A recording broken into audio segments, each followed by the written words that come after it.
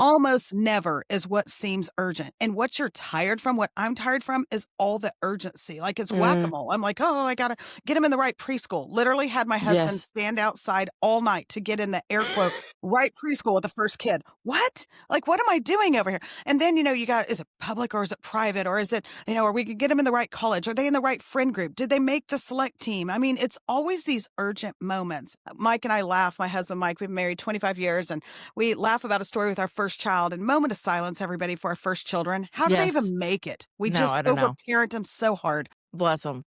Mike sat me down when she was like 7, and Mike played college baseball, huge athlete, loves sports. And she was like 7. He's like, Cynthia, I need to talk to you about Kate. And I'm like, oh no, what?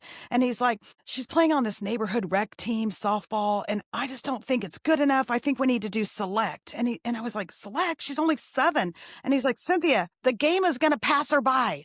And we No, laugh so hard at that now but it was real in that it moment. was Like, real. the game is going to pass her by. And it may not be sports for you, but we're all holding that. We're balancing that intrinsic feeling of like, it's going to pass them by. We're going to miss it. And here's what I know.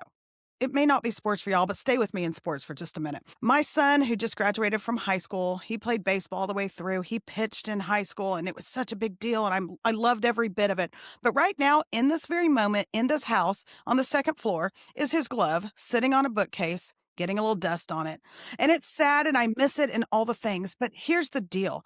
Like, the lessons outlive the game, right? Wow. The in-between moments are what matters. And he's not going to remember like select baseball tryouts in 7th grade, but he's going to remember how we treated the kid that got his spot.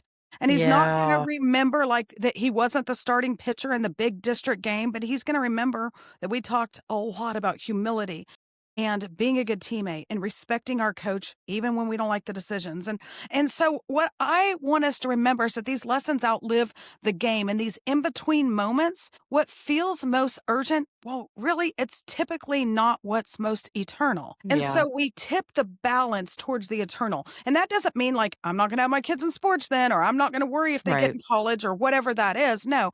But I think if we could maybe project forward, you and I can speak into this because we have older kids. What do you want them to be? What is your prayer for them at 25?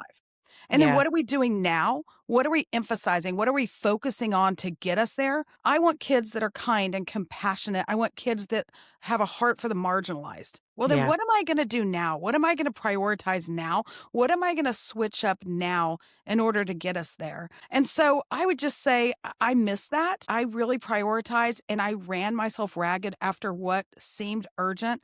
And Mm. now I look at that, I'm like, man, chase after what's eternal, and then don't not do the other things, but put them in their rightful place. I love that because I love that because I was thinking about I had the same thing with the school, like the preschool. I was freaking out, and I was like, "Who knew I was going to move 2 states?" And that little baby preschool didn't matter at all. But in your head, like all of your friends at the play date are like, "You got to get into." I don't even remember the This is name the of it. one. This Yeah. is the one. If you don't get in that, they're not going to get in that, and they're not going to get in college. And I remember actually losing sleep, but I think you're right. I love that you said like it's not don't do it. Don't let your kids play baseball. It's putting it in the proper order, which is so helpful. And you can look back now. Like I look back at Larson's cheerleading, and she quit, and she just made the decision. But in middle school, I was already casting out, like, if she's going to be a high school cheerleader, then she has to tumble. So she has to start tumbling now. And I just reeled over it. And Yep. finally, she was like, I don't even enjoy this sport. And I was like, okay, awesome. But that, for me, looking back at that decision point for her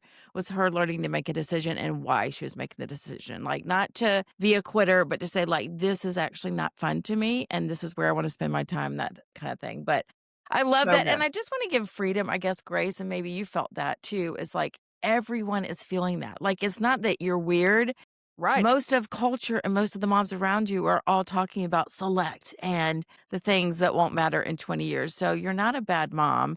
You're Right. just kinda going with culture, right? So